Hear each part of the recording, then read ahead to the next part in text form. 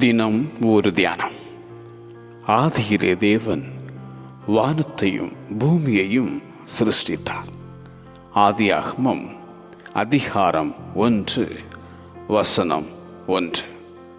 In the beginning, God created the heavens and the earth. கர்த்தர் 6 நாளைக்குள்ளே வானத்தையும் பூமியையும் சமுத்திரத்தையும் அவைகளிலுள்ள எல்லாவற்றையும் உண்டாக்கி 7ஆம் நாளிலே ஓய்ந்திருந்தார்.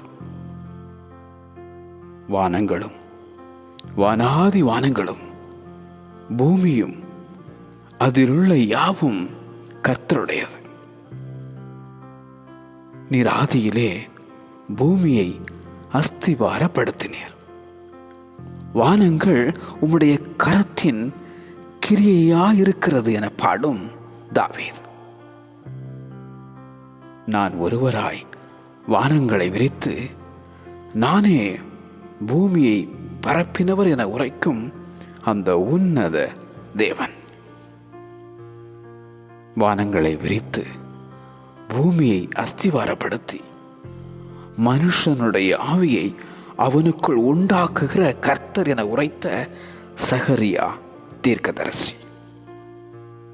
வானங்கள் தேவனுடைய மகிமையை வெளிப்படுத்துகிறது.